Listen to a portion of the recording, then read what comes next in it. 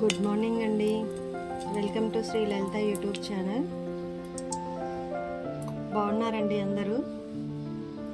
ఆ లలిత అమ్మవారి దయ వల్ల అందరూ బాగుండాలి, అందులో మేము కూడా ఉండాలి. ఈరోజు రెసిపీ వచ్చేసి పాలకూర ఎల్లిపాయ కారం అండి. అయితే నేను ఆల్రెడీ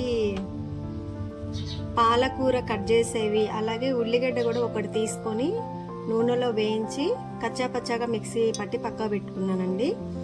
అలాగే ఒక 5 ఎండుమిర్చి మజ్జిగ తుంచాను. ఒక 2 స్పూన్ల తెల్ల నువ్వులు ఉంటాయి కదండి, తెల్ల నువ్వులు, ఇవి 2 కూడా బాగా వేయించేసి పౌడర్ చేశాను. అందులోనే 4 వెల్లుల్లి రెబ్బలు కూడా వేసి మిక్సీ పట్టి పక్కా పెట్టుకున్నానండి. అది వీడియో తీద్దాం అనుకునేసరికి ఇంట్లో కొంచెం రిలేటివ్స్ వచ్చారు, సో వీడియో తీయలేదండి. నేను మొత్తం ఇప్పుడు చూపిస్తాను. ఒక 3 పాలకూర కట్టలండి. ఆ 3 పాలకూర కట్టలకి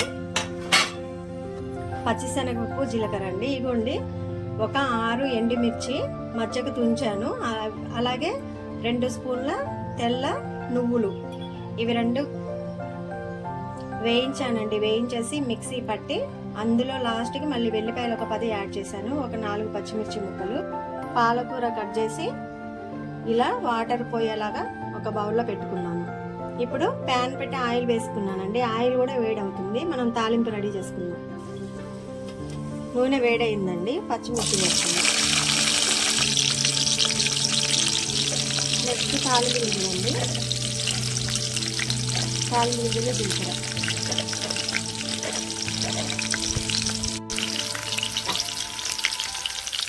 నెక్స్ట్ అండి ఉల్లిగడ్డ మనం నూనెలో వేయించానండి. పచ్చి ఉల్లిగడ్డ కాకుండా నూనెలో వేయించేసి ఇలా పచ్చగా మిక్సీ పెట్టాలి.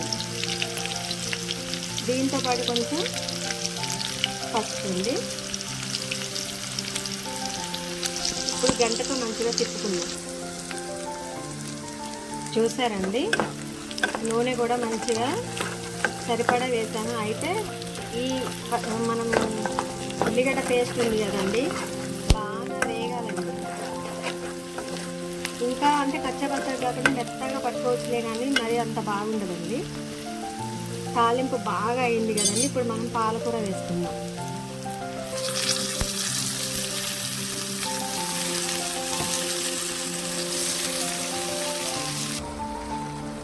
ఒక విషయం మనం గుర్తుంచుకోవాలండి, పాలకూరలో టమాటా సాధ్యమైనంత వరకు తక్కువగా వేసుకోవాలి. అయితే మనం ఇది పాలకూర ఎల్లిపాయ కారం కాబట్టి దీంట్లో నేను టమాటా వేయట్లేదు. ఇంకోటి ఏంటంటే, ఆకుకూరలు ఉడకబెట్టేటప్పుడు కంపల్సరీ మూత పెట్టాలండి. ఇలా చూసారు ఆవిరి ఎలా వెళ్తుందో, దాంట్లో ఉన్నటువంటి ప్రోటీన్లు, విటమిన్లు ఆవిరి రూపంలో వెళ్ళిపోతాయి. అందువల్ల మనం మూత పెట్టుకొని పాలకూరలో నీళ్ళంతా కూడా దగ్గరకు అయిపోయి, అంటే కర్రీ మొత్తం కూడా గ్రేవీలాగా అయిన తర్వాత మనం ఆల్రెడీ పౌడర్ చేసి పెట్టుకున్నాం కదండి, తెల్ల నువ్వులు, ఎండుమిర్చి బాగా వేయించేసి పెట్టుకున్నాం కదా, వెల్లిపాయతో సహా అవన్నీ లాస్ట్కి యాడ్ చేసుకున్నాం. ఇప్పుడు మనం ఈ కర్రీ మీద మూత పెట్టుకున్నామండి. నీళ్ళన్నీ ఆవిరైపోవాలి, కొంచెం టైం తీసుకుంటుందండి.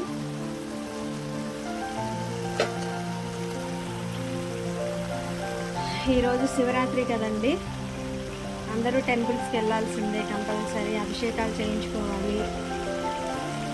ప్రయాగరాజ్ వెళ్ళొచ్చినటువంటి వాళ్ళు కుంభమేళ వాటర్ పంపించి ఉంటే వాటితోటి స్నానం చేయాలి, ఒక పొద్దు ఉండాలి, జాగరణ చేయాలి. దైవారాధనకి మించిందంటూ ఈ సృష్టిలో ఏదీ లేదండి.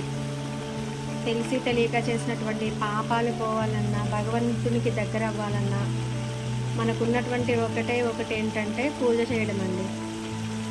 సాధ్యమైనంత వరకు లలితా సహస్రనామ పారాయణ చేయడానికి కూడా ఇంట్రెస్ట్ చూపించాలండి. లలితా సహస్రనామ పారాయణ వల్ల అమ్మవారు మనకి చేయనిది అంటూ ఏమీ ఉండదండి. నాకు తెలిసి అయితే ఎవరు అవసరం లేదండి, ఎవరి తోడు అవసరం లేదు, భగవంతుని తోడు ఉంటే చాలండి.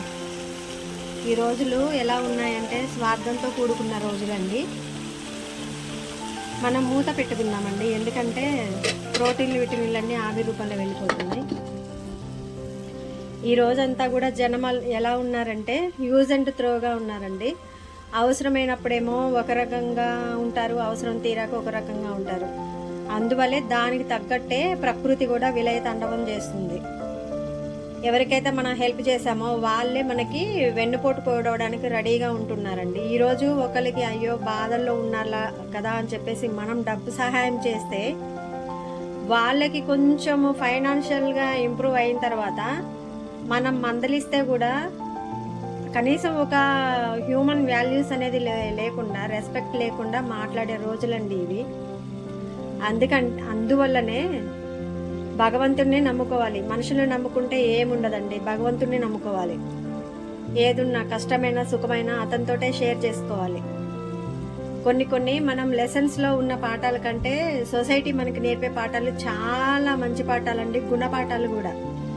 సాధ్యమైనంత వరకు ఆడవాళ్ళైనా మగవాళ్ళైనా ఎవరి మీద డిపెండ్ అవ్వకుండా సెల్ఫ్గా సంపాదించుకోవటం, ఇన్కమ్ అనేది చాలా అవసరం అండి ఈ రోజుల్లో. అంటే నేను వేరే రకంగా అనడం లేదు, ఆడవాళ్ళకైనా మగవాళ్ళకైనా ఇన్కమ్ అనేది కంపల్సరీ అండి. లేడీస్ అయినా కానీ ఇంట్లో కూర్చొని చేసుకునే బిజినెస్లు చాలా ఉంటాయండి. ప్రతి దాంట్లో కూడా ఆడవాళ్ళు మగవాళ్ళు సమానమే. అలా అని బయటికి వెళ్ళేసి ఏదో చేయాలని కాదండి, మనం ఇంట్లో కూర్చొని కూడా చేసుకునే బిజినెస్లు ఉంటాయి. ఎందుకంటే పురాతన కాలంలో మన వాళ్ళు ఒక 10 మంది పిల్లల్ని కానీ అయినా మెయింటైన్ చేసేవాళ్ళు. కానీ ఈ రోజుల్లో ఒక్కళ్ళిద్దరిని కూడా మెయింటైన్ చేయలేకపోతున్నాం. ఆ రోజుల్లో ఖర్చులు వేరు, ఈ రోజుల్లో ఖర్చులు వేరు. అందువల్ల ప్రతి ఒక్కరికి సెల్ఫ్ ఇన్కమ్ అనేది కంపల్సరీ అండి. దానికి తగ్గట్టు పొదుపు కూడా చాలా ఇంపార్టెంట్ అండి. ఈ రోజు ఉన్నాయి కదా అని ఖర్చు పెట్టుకుంటే, ఈ రోజు ఉన్నాయి కదా అని అందరికీ పిలిచి ఇదే పనిగా మనం పెడుతూ ఉంటే ఈ రోజు తింటారు, పక్కకెళ్ళి వాళ్ళ బుద్ధి చూపిస్తారండి. మనకంటూ మనం సంపాదించుకోవాలి, కొంత ఎంజాయ్ చేయాలి, కొంత పక్కకు పెట్టుకోవాలి, కొంత దేవుడికి కేటాయించుకోవాలి. ఇదేనండి. మరీ పిసినార్తనం చేసి కడుపుకి తినకుండా ఒకరికి హెల్ప్ చేయకుండా ఉన్నా దానివల్ల మనం జీవితంలో సాధించేదంటూ ఏముండదండి. మంచి పేరు అనేది కంపల్సరీ సంపాదించుకోవాలండి. అంటే అందరికీ మంచోళ్ళం కాకపోవచ్చు, ఎందుకంటే అవతల వాళ్ళ గుణాన్ని బట్టి మనల్ని రిసీవ్ చేసుకుంటారండి. మంచోళ్ళం అనంటే ఒక్కోసారి మనల్ని చూసి ఓర్వలేక కూడా మన మీద ఏవో కొన్ని క్రియేట్ చేస్తూ ఉంటారు. కానీ అలాంటి వాళ్ళని మనం ఏమనొద్దండి, భగవంతుడికి వదిలేయాలి. ఎందుకంటే భగవంతుడికి తెలియదంటూ ఏం లేదు. మనం అనుకుంటాం చేసుకుంటా కదా తప్పులన్నీ చేసుకుంటా కూడా నేను చేస్తున్నా ఎవరైనా చూస్తున్నారా అని అనుకుంటాం. కానీ భగవంతుడు ప్రత్యక్ష సాక్షి అండి. అష్టదిక్కులు కూడా మనం చేసేటివన్నీ వాళ్ళే రేపు భగవంతునికి మన మంచి చెడులన్నీ ఇన్ఫర్మేషన్లన్నీ చేరవేసేది. సర్వాంతర్యామి కాబట్టి భగవంతుడిని నమ్ముకోవాలండి కంపల్సరీ. సాధ్యమైనంత వరకు హెల్పింగ్ నేచర్ కూడా నేర్చుకోవాలి.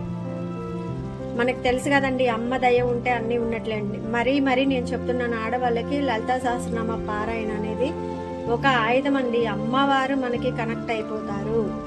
ఎన్ని కష్టాలు వచ్చినా తాళి కట్టిన భర్త వదిలేయచ్చు, కడుపును పుట్టిన పిల్లలు వదిలేయచ్చు, కానీ అమ్మవారు మాత్రం ఇక నేను చెప్తున్నానండి కాన్ఫిడెంట్గా, అమ్మవారే తోడండి. కంపల్సరీ ఆడవాళ్ళు లలితా సహస్రనామ పారాయణ చెయ్యండి కంపల్సరీ. కొంచెం సాల్ట్ వేస్తున్నానండి.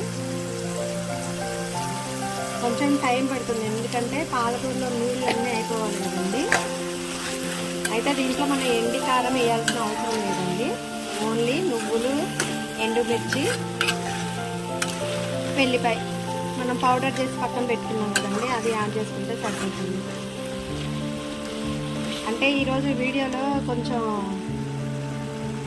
హ్యూమన్ బిహేవియర్ గురించి చెప్పాను కదండి, ఏమనుకోకండి. కొంతమంది విషయంలో అంతే జరుగుతుందండి, నేను చెప్పిన దాంట్లో అబద్ధం ఏం లేదు. కొన్ని జీవిత పాఠాలు అంటే మనసుకు తగిలినప్పుడు అది వేరే ఉంటుందండి. శరీరానికి తగిలిన గాయం తొందరగా మానిపోతుంది, కానీ మనసుకు తగిలింది మాత్రం జీవితాంతం గుర్తుంటుందండి. అలా గుర్తుంచుకోనప్పుడు మనల్ని మనుషులను కూడా అనలేదు. అందువల్ల ఎవరికి బెండ్ అవ్వకండి. ఇప్పుడు మనం నువ్వులు, ఎండుమిర్చి, వెల్లిపాయలు మంచిగా పౌడర్ చేసుకున్నాం కదండి, ఇది యాడ్ చేసుకుందాం. నేను చెప్పే మాటలు మంచి మాటలేనండి, ఎవరినో బాధ పెట్టాలని కాదు. ఈరోజు సొసైటీలో జరిగే విధానాలు ఇలానే ఉన్నాయండి. కొంచెం స్కూల్ టీచర్ని కాబట్టి కొంచెం ఎక్స్పీరియన్స్, బయట జీవిత పాఠాలు బాగా నేర్చుకున్నానండి స్కూల్ పాఠాల కంటే కూడా. అసలు ఇది స్మెల్ మామూలుగా లేదండి. కంపల్సరీ నేను ఎలా చేశానో మీరు కూడా అలాగే ఒకసారి ట్రై చేసి చూడండి. ఎందుకంటే పిల్లలకి ఆకుకూరలతో పాటు నువ్వులు చాలా మంచిదండి, ఇమ్యూనిటీని పెంచుతాయి నువ్వులు. వాళ్ళు డైరెక్ట్గా ఇస్తే తినలేరు, ఇలా యాడ్ చేసి పెట్టడం మీద. ఒక 2 నిమిషాలు మూత పెట్టి సిమ్లోనే నూనె నీళ్ళు మొత్తం వెళ్ళిపోయి నూనె ఇలా బయటికి రావాలండి. అలా ఉంచిన తర్వాత స్టవ్ ఆఫ్ చేసుకుందాం. ఎమ్మటే మూత పెట్టేద్దాం, ఎందుకంటే ప్రోటీన్లు వెళ్ళిపోతాయి. టేస్టీ పాలకూర, నువ్వులు, ఎల్లిపాయ కారం వేసి చేసినటువంటి కర్రీ రెడీ అండి. మీరు కంపల్సరీ ఇలా ట్రై చేసి చూడండి. దీంట్లో టమాటా వేయలేదండి, టమాటా కూడా అవసరం లేదు. చూసారా కర్రీ ఎంత ఫ్లేవర్ బాగా ఉందండి, టేస్ట్. స్టవ్ ఆఫ్ చేద్దామండి. ఆఫ్ చేసేసి వేరే బౌల్లోకి ట్రాన్స్ఫర్ చేసుకుందాం. చూసారండి నీళ్ళు మొత్తం పోయి ఆ నూనె వరకే వస్తుంది బయటికి. ఇలా మనం చేసుకోవాలి కర్రీ. మా ఛానల్ సబ్స్క్రైబ్ చేసుకోకపోతే సబ్స్క్రైబ్ చేసుకోండి. వీడియోస్ అన్నీ లైక్ చేయండి, సపోర్ట్ చేయండి. Thanks for watching.